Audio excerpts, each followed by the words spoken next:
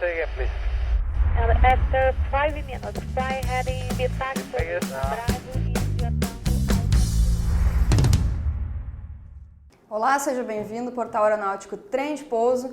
A pedidos aí de alguns colegas e alguns amigos, a gente aqui do Trem de Pouso resolveu gravar algumas dicas e algumas questões muito importantes referentes à introdução à prática de voo. Então, tanto se você está começando a voar, como você está iniciando o simulador, ou ainda no curso de piloto privado teórico, mas já com aquele olho lá dentro da aeronave que a gente sempre está, fica essa aulinha aí para nós aproveitar bastante. Vamos começar falando do que a gente vai falar. Basicamente, planejamento do nosso voo, o que contém um bom planejamento.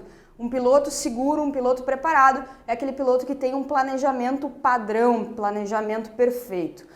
Vamos ver alguns conceitos básicos relacionados com a nossa aeronave e vamos falar também de algumas manobrinhas básicas, tá? Aquelas pontuais, aquelas iniciais que são fundamentais para continuar na prática de voo. Beleza? Vamos começar então com o planejamento. O que compõe um bom planejamento? O que um piloto padrão tem que ter sempre em mente antes do seu voo? Então a gente tem meteorologia, consulta meteorológica e mais do que isso, interpretar um cenário meteorológico, vamos falar sobre isso mais para frente. Plano de voo, NOTAM, o que é NOTAM? Vamos falar mais para frente também. Rota Air e o estudo prévio para aquele tipo de voo. Então, dependendo do tipo de voo, tu vai ter um estudo um pouquinho diferente para ser realizado. Beleza? Vamos começar então com a questão meteorológica. Questão meteorológica, digamos que o mais importante é a gente formar um cenário meteorológico do nosso voo. Então não basta eu pegar simplesmente como está a meteorologia, o cenário meteorológico na minha origem, né, da onde eu vou decolar. Por exemplo, vou fazer um voo de Porto Alegre para Santa Maria. Então não basta eu saber simplesmente como que está o tempo em Porto Alegre, porque eu posso chegar lá em Santa Maria e ter uma condição completamente diferente. Ah, então eu tenho que pegar Porto Alegre e Santa Maria. Sim, mas mais do que isso, tu tem que pegar os aeroportos intermediários, ou seja, aqueles aeroportos que estão próximos, estão dentro da tua rota e que eventualmente tu pode precisar operar lá.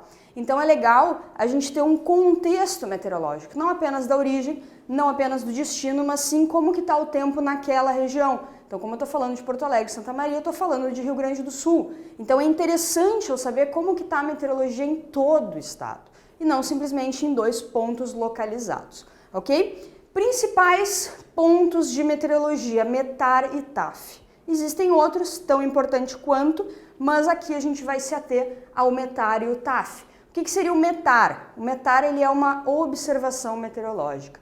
Então o meteorologista, ele foi lá, o meteorologista aeronáutico, ele foi lá, olhou para o céu, viu mais ou menos como que está a condição, anotou quanto que ele acha que está a base das nuvens, como que está a direção do vento, como que está a pressão, né? Tem alguns instrumentos que vão ajudar ele nessa observação, mas basicamente o METAR é uma coisa que acontece, ele é uma observação, ele aconteceu, tudo que está escrito lá obrigatoriamente já existiu ou está existindo. Já o TAF, ele é uma previsão, então olha a diferença, METAR é observação, isso até é questão de prova muitas vezes, né? METAR é uma observação e TAF é uma previsão. Então o TAF ele tem os mesmos códigos praticamente do METAR, com algumas alterações que a gente vai ver um exemplo logo em seguida, para ficar bem claro. Mas ele é uma previsão, então daqui a tanto tempo, do período tal ao período tal, né, sempre em hora Zulu, a gente vai ver, hora Zulu é o horário da aviação, né, toda aviação ela está sempre no mesmo horário, né, para não ter a questão de conflito, principalmente questão de tráfego aéreo. Tá, e o TAF, então, ele vai ser uma previsão, daqui a tantas horas, daqui a tanto tempo, vai chover, não vai chover, qual é a probabilidade de chover, é baixa, é alta? Então essa é a grande diferença, o METAR é uma observação, o TAF é uma previsão, beleza? Tá, Karen, mas aonde que eu vou buscar essa informação? Confere aí, www.redmet.aer.mil.br. Vocês vão ter essa tela aí que está aparecendo para vocês, com todos os aeroportos, em verdinho o que está aberto, e em amarelinho o que está mais ou menos, né? Vai começar a encrespar, e em vermelho os aeroportos estão fechados, o tempo naquela região não está legal para operar. Beleza? Ali a gente tem algumas outras opções, né, de cartas meteorológicas, tem umas outras opções ainda, tem uma série de boletins, produtos, facilidades, sistemas, né? Tem o blog também do RedMet, com uma série de informações. E no canto esquerdo a gente tem ali as condições meteorológicas dos aeródromos, imagem de satélite. O legal é explorar esse site, tá?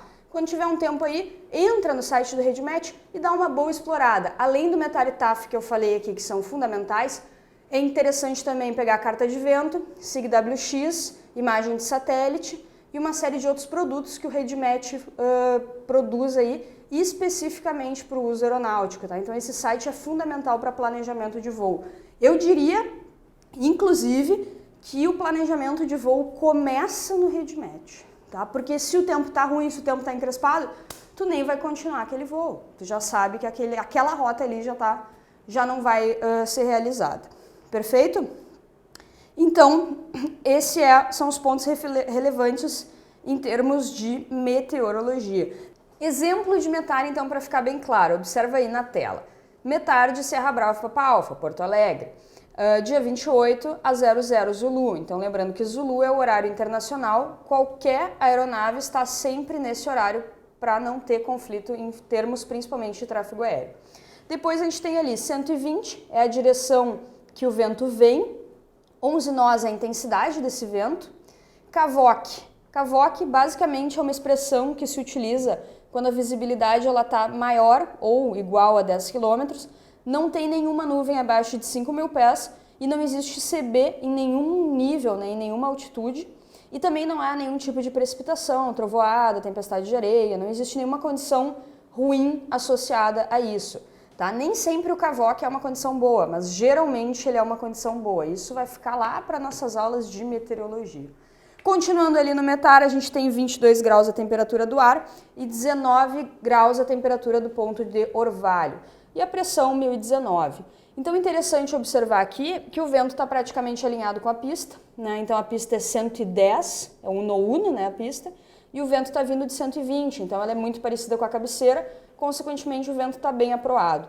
11 nós, uma intensidade razoável de proa, não tem maiores implicações. CAVOC nesse cenário aqui, como está associado a uma pressão alta, é um cenário bom. E a temperatura do ar e do orvalho, elas estão mais ou menos próximas, né? Então, pode haver a probabilidade de formar nevoeiro uma vez que é meia-noite, né? Então, a tendência agora é a Terra resfriar por radiação e perder temperatura. Se chegar a 19 graus, vai formar nevoeiro, né? Porque 19 graus é a temperatura, 22 graus é a temperatura do ar no solo. Então, se ela ficar 19, junto com a temperatura do orvalho, vai saturar e vai formar nevoeiro. E 1019, pressão alta. Observem a diferença do METAR para o TAF. O TAF ali, ó, Porto Alegre, dia 27 às 22h30, Zulu, então dia e horário. E ele está dizendo que no dia 28, da meia-noite às 24 horas, o vento vai mudar para 100 graus, com uma intensidade de 8 nós, vai continuar CAVOC. Temperatura mínima vai ser de 20 graus naquele horário ali e temperatura máxima de 29 graus também nesse horário, às 18 horas Zulu. Depois a gente tem uma probabilidade 40, probabilidade de 40% de entre as 7 às 10, olha lá, ó, visibilidade cair para 3.000 metros, formação de névoa úmida e teto a 500 pés. Então, o que eu falei lá no METAR? Poderia haver a probabilidade de formar nevoeiro.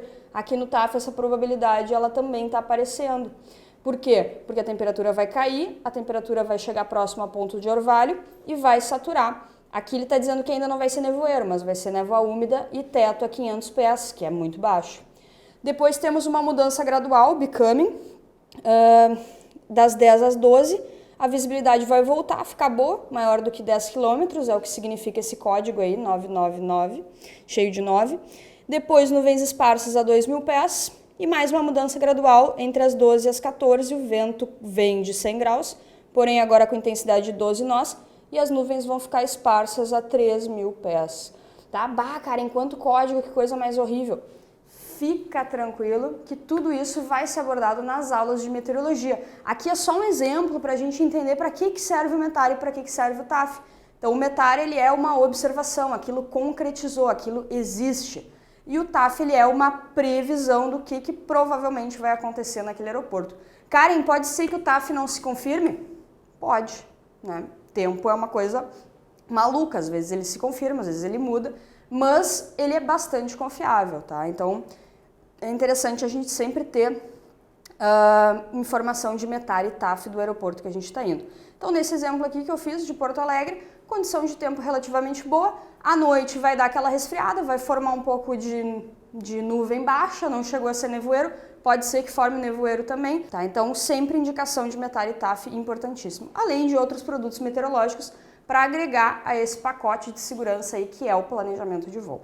Perfeito? Seguindo, plano de voo, é isso aí, ó, plano de voo. Tá? O que é e para que serve? Basicamente, tu vai dizer para um órgão de controle o que tu vai fazer, para onde tu vai, qual é a altitude, qual é o nível, qual é a rota, quantas pessoas estão a bordo, quais são as cores da aeronave, quais são os equipamentos de segurança que tu possui. Tá? Então, é uma forma de informar a um órgão de controle, seja ele de controle ou não, né? Um órgão de tráfego aéreo, melhor falando, quais são as tuas intenções no ar. Tá? Maiores informações sobre ele no MCA 100-11, perfeito? Não vou me ater muito aqui, só vamos pontuar o que é importante para o nosso voo. Terceiro item, NOTAM. O que seria uma NOTAM? Notice to Airman. Tá, Karen, mas o que é uma NOTAM? Uma NOTAM é uma informação de uma determinada região, ok? Importante para as operações de voo. Ela não é voltada só para pilotos, mas para todos aqueles que estão incluídos, tá? Que estão participando das operações de voo, seja o DOV, seja o pessoal da companhia, seja o próprio piloto, ok? Então são notícias a respeito. Onde que eu acho isso? Coloca aí para nós, editor, www.aisweb.aer.mil.br. Acessando aí a gente vai ter acesso não só a NOTAMs, mas também ao Rotaer, que a gente vai falar mais pra frente, cartas, a IP Brasil, também um link para ir para o RedMet, que é aquele linkzinho ali da meteorologia, e a ICs. Tá? Então esse site é um site que ele concentra informação aeronáutica, é muito importante conhecer e também dar uma boa explorada nele. Tá? Clica lá no NOTAM, vai inserir o código da localidade e vai encontrar as informações a respeito daquele aeroporto. Né? Se a pista está fechada, por exemplo, ou se tem um guindaste num determinado setor do aeroporto, se tem alguma modificação das distâncias de pista, tá? Então a NOTAM é extremamente importante. Se tu vai fazer um voo, tem que checar a NOTAM. Daqui a pouco tu tá planejando um voo, já fez subida, descida, já fez tudo, já ligou pro instrutor, né? Tá tudo certo pro voo. Aí tu olha a NOTAM e pá, tá fechado esse aeroporto. E aí o teu planejamento vai por água abaixo. Então vejam como são importantes esses itens que a gente está destacando aqui. Na sequência, Rotaer, mesmo site, coloca aí, editor, aisweb.aer.mil.br, olha lá, ó. NOTAM, abaixo do NOTAM a gente tem o Rotaer. Tá, Karen, mas o que seria o Rotaer? O Rotaer é uma publicação que contém muita informação de muitos aeródromos. Então, quando eu quero ir para uma determinada localidade, eu vou procurar essa localidade no Rotaer, tá? E lá vai ter altitude, pista, distância da pista, do que é feita essa pista, algumas outras informações relevantes daquele aeroporto, se tem bando de pássaros na região, se tem aeronaves em instrução. Então é muito importante pegar não só da origem e do destino, mas também da alternativa e principalmente de aeroportos intermediários, ok? Porque por mais que a tua alternativa seja uma, pode ser que tu precise ir para outro lugar. E aí como é que tu vai ir para outro lugar se tu não sabe a altitude? Se tu não sabe a frequência de comunicação, como é que tu vai chegar lá? Ok? Então é importantíssimo fazer esse cenário, não só meteorológico, mas também esse cenário de informações aeronáuticas, ok? Muito bem, então falamos do planejamento. O que falamos em planejamento? Falamos em meteorologia, pacote de segurança meteorológico, falamos rapidamente em plano de voo e onde encontrar maiores informações sobre preenchimento. Depois vou pedir para o Pacheco gravar para vocês aí, especificamente sobre preenchimento de plano de voo, que é fundamental, ok? Depois NOTAM, Rotaer, e agora vamos ver um pouquinho sobre alguns conceitos básicos, ok? Quais são os conceitos básicos? Bom, começando aqui, né? Dependendo do tipo de voo que tu for fazer, tu tem um estudo diferente para ser realizado. Então, se esse voo é um voo local, é importante estudar as manobras daquele voo. Geralmente o aluno ele tem um caderno e nesse caderno cada voo tem uma página, né? Ou dependendo da instituição de ensino, vai ter um manual que vai dizer o que vai ser treinado em determinada fase de voo, ok? Então eu sei que o meu voo amanhã é C1, é C2, é voo em linha reta, é CAP, vamos falar depois do CAP, é muito importante, tá? Principalmente para quem está começando. Então tem que estudar as manobras, tá? Geralmente a instituição de ensino ela vai ter um SOP e ela vai ter um MGT. O que seria o SOP? O SOP ele contém as referências dos procedimentos, das aeronaves, das especificidades daquela instituição de ensino que vocês estão voando, das especificidades da aeronave que vocês estão voando, da padronização da instituição de ensino, né? Então com quanto que vai acionar, qual é a RPM após acionamento, qual é a queda máxima de cada magneto, qual é a diferença entre eles, qual é a queda máxima quando eu abro o aquecimento do carburador, como que vai ser realizado o táxi. Eu não posso ingressar em determinado taxiway, uma especificidade de um local, por exemplo, né? E também os callouts, né? Os anúncios que vão sendo realizados ao longo do voo em si. Não necessariamente só a parte aérea, mas também a parte em solo. Na decolagem, por exemplo, a gente tem uma série de callouts que são anúncios que são feitos, que são falados, que são padronizados. E no momento que eu falo aquilo, por exemplo, mínimos operacionais atingidos, ou em inglês só mínimos, né? No momento que eu falo aquilo, eu estou dizendo para mim, aumentando a minha consciência situacional e ao mesmo tempo falando para o meu colega ao lado, né, o que está acontecendo naquele momento na aeronave e aí os dois estão com a consciência situacional bem apurada, ok? Então, muito importante o estudo do SOP. Já as manobras, tu vai estudar no MGT. Então, o MGT é o Manual Geral de Treinamento. Geralmente, a instituição de ensino tem esse manual próprio, tá? E lá estão descritos como que cada manobra deve ser executada. Algumas instituições ainda inserem os erros mais comuns, que é muito legal, porque aí tu consegue não só estudar a manobra, mas também ficar atento para aquilo que possivelmente, como aluno, tu vai errar, né? Então, tu já não erra porque tu está ciente do que são os erros principais daquela manobra.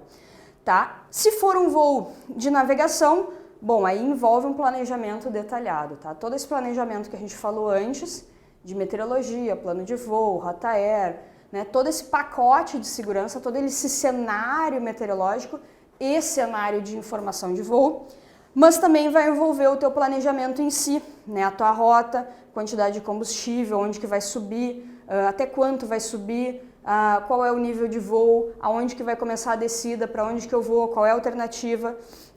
Importantíssimo levar sempre papel, caneta, relógio, tá? Na instrução de voo lá eu tinha um relógio da Mini, tá? Quando os caras chegavam lá o aluno chegava lá sem relógio, voava com o relógio da Mini, tá? Da Mini e do Mickey.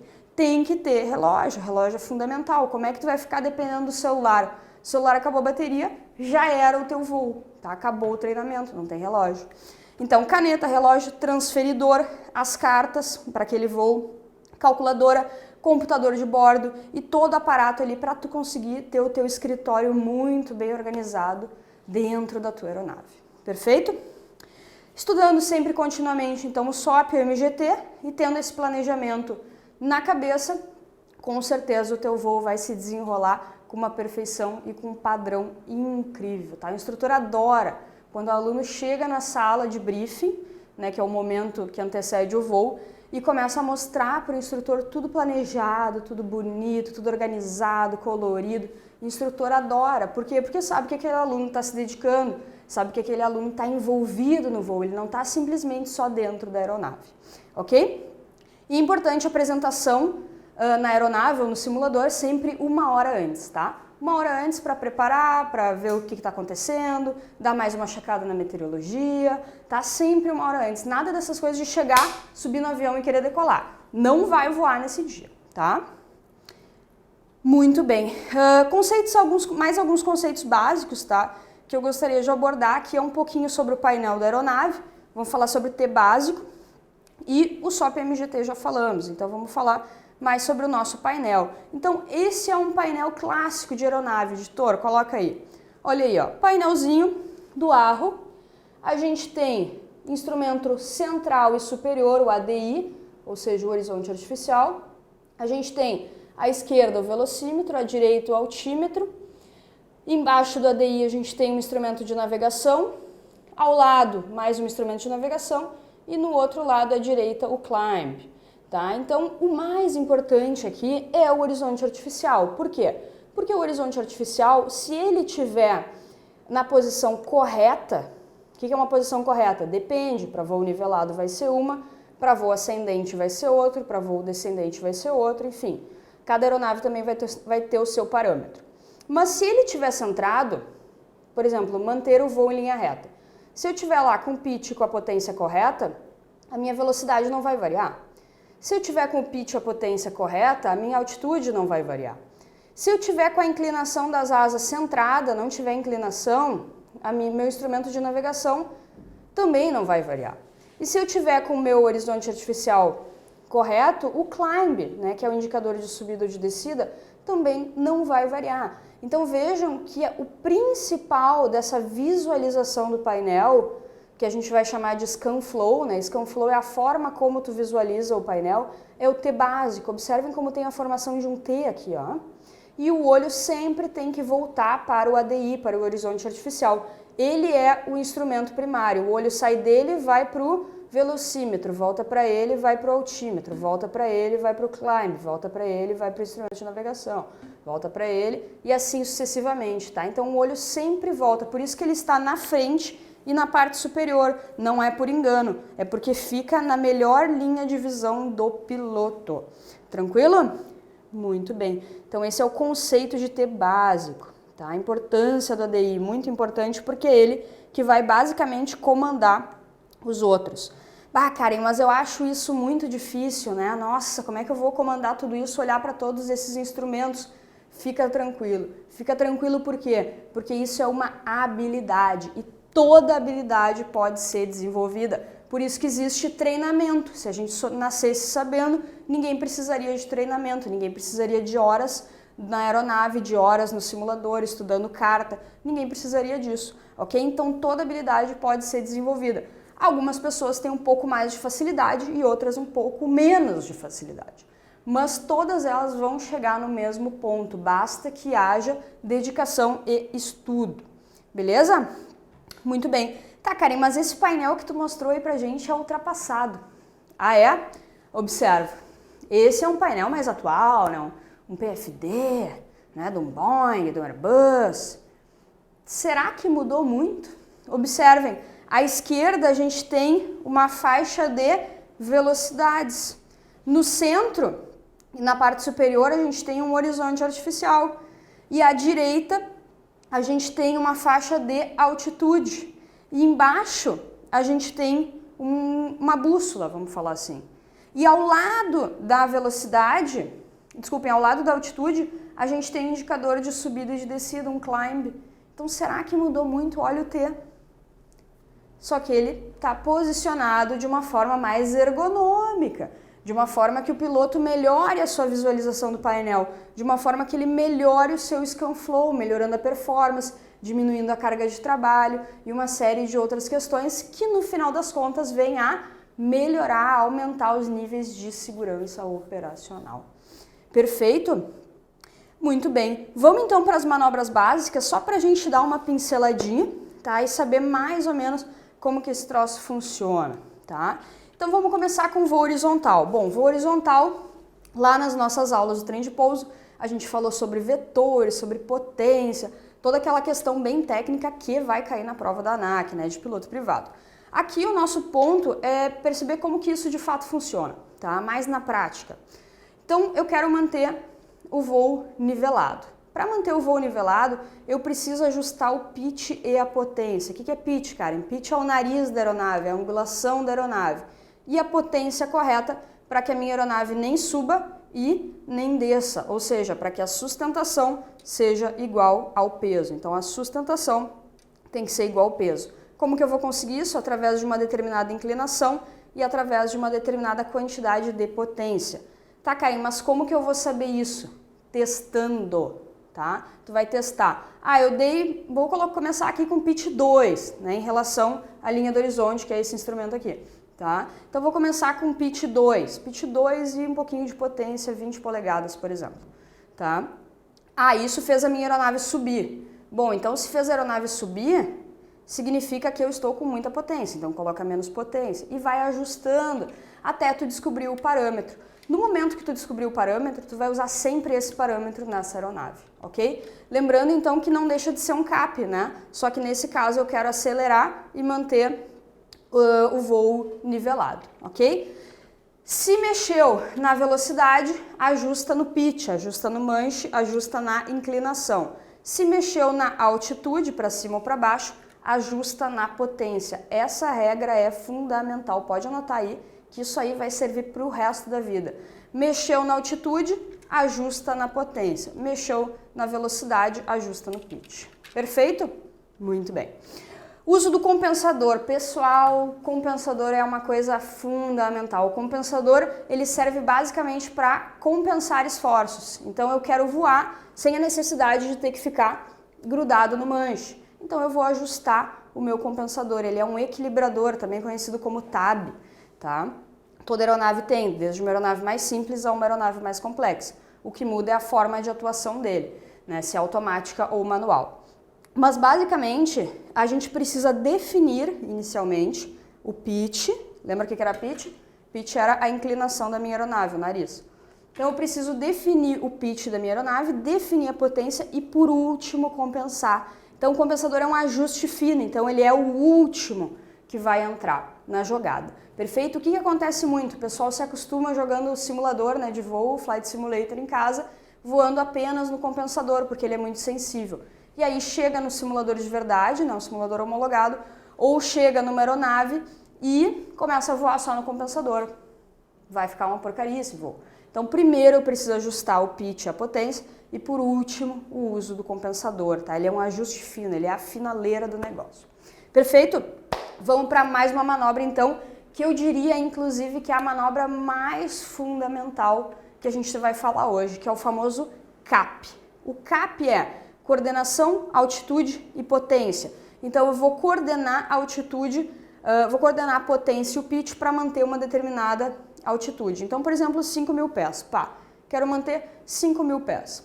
Mas eu quero ficar com 80 nós. Então eu vou ter que reduzir um pouco de motor, mas se eu não fizer nada eu vou descer. Então eu preciso reduzir um pouco de motor e aumentar um pouquinho o ângulo de ataque. Observem que como eu aumentei o ângulo da aeronave, cria mais resistência ao avanço e, consequentemente, a aeronave reduz a sua velocidade, ok? Agora eu quero flapear a aeronave, então eu vou flapear a aeronave, ela vai ter uma tendência de subir, porque cria mais sustentação, eu vou ter que dar uma baixadinha no nariz e observar como que eu vou reagir com a potência de acordo com a reação da aeronave, porque o flap é uma coisa muito sutil, tá? Dei trem de pouso agora, sujei a aeronave que a gente fala, né? Dei o trem de pouso. O trem de pouso vai criar mais arrasto, a aeronave vai querer descer, então eu vou corrigir no motor, eu vou dar um pouquinho de motor para ela. Agora eu quero tirar tudo isso, quero limpar a aeronave, quero tirar o trem, quero tirar o flap e quero acelerar. Então beleza, tira o trem de pouso, faz um pequeno ajuste, tira o flap, faz outro pequeno ajuste, baixa o nariz e descobre novamente qual que é o pitch, a potência para manter esse tipo de voo aqui, tá? Então o mais importante do CAP é, para ter a coordenação altitude e potência, a gente tem que pensar que a velocidade tu controla no manche, tá? E a altitude tu controla na potência. É meio estranho, né? Eu sei, mas é assim que funciona. Se eu tiro o motor, a aeronave desce. Se eu dou o motor, a aeronave sobe. Se eu puxo o nariz da aeronave, drena a velocidade, porque cria mais arrasto. Se eu baixo o nariz da aeronave, dá mais velocidade para ela, porque diminui a quantidade de arrasto. Observem, aumenta, cria mais arrasto, drena a velocidade. Diminui o ângulo, cria menos arrasto, a aeronave consegue acelerar mais. Perfeito? Então, essa regrinha é fundamental para conseguir fazer um CAP legal, um CAP bonitinho, mantendo a altitude, sem variação de parâmetros. E também para descobrir os parâmetros da aeronave, tá? O voo da aeronave é basicamente parâmetro. Qual que é a diferença do voo visual para o voo IFR? O visual tu tá olhando e IFR não. IFR é instrumento, né? Tá, sim, mas além disso, O voo visual, a tua referência vai ser visual, tu vai ter a linha do horizonte, a angulação que tu vai aprender é em relação ao ambiente externo. E no voo IFR, que tu tem que voar apenas por instrumentos, a tua referência vai ser o instrumento.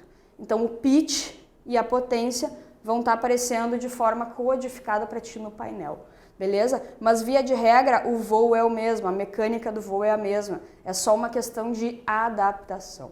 Perfeito? Não quero me estender muito aqui. Muito obrigada pela participação, tá? Espero que tenha ficado claro, principalmente a questão do planejamento de voo, que foi o que o pessoal pediu aí pra gente. Beleza? Trem de pouso baixado e travado, até o próximo. Say again, please. After 5 minutes, fly heading the taxi.